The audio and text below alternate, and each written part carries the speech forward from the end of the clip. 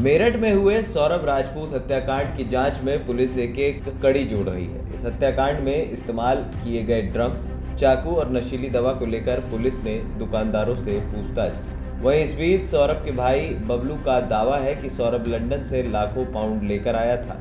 मुस्कान heroine बनना चाहती थी, जिसके लिए वो घर से भाग चुकी थी और इस बात को लेकर तलाक का केस भी फाइल हुआ था।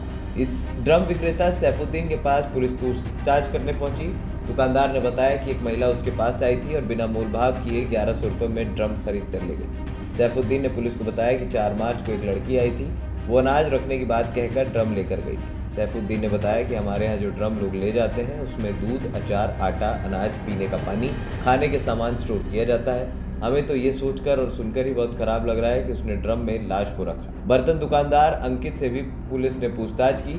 अंकित ने बताया कि रोजमर्रा की जरूरतों के चाकू हमारे यहाँ बिकते हैं, जो सब्जी, फल आदि काटने के काम आते हैं। लकड़ी के चॉपिंग बोर्ड पर ये चाकू यूज होते हैं। अंकित ने बताया कि रोजाना बहुत तरीके के चाकू बिकते हैं। लड़का या लड़की किसने हमसे चाकू खरीदा था मुझे याद नहीं है। उसने तो यहाँ तक कहा कि हमारे यहाँ से वह चाकू खरीदा था या नहीं ये भी हम नहीं बता सकते, क्योंकि ये बात काफ़ी पुरानी हो चुकी है।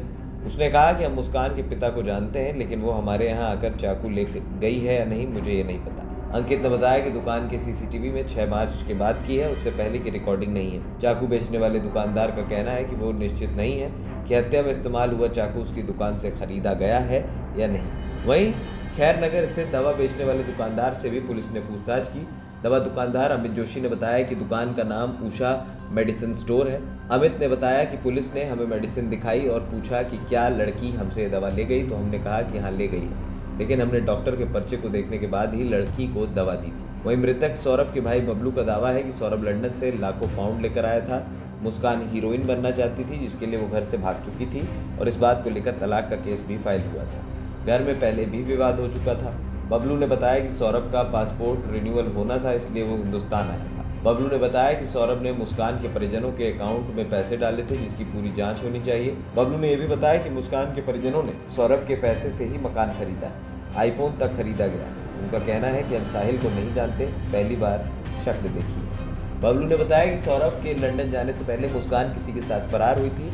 मुस्कान हीरोइन बनने के लिए भी फरार हुई थी। इसके बाद हमने सौरभ से तलाक के लिए केस फाइल कराया था, लेकिन तलाक नहीं हो पाया। उसने भी बताया कि सौरभ 3 तारीख को भी खाना घर से ही लेकर गया था। बबलू ने बताया कि पहले वो जहाज़ पर था, उसके बाद उसने एक मॉल में काम किया था। बबलू का ये भी दावा है कि मुस्कान के माता पिता भी पूरे हत्याकांड में शामिल हैं। ANP टाइम्स की रिपोर्ट।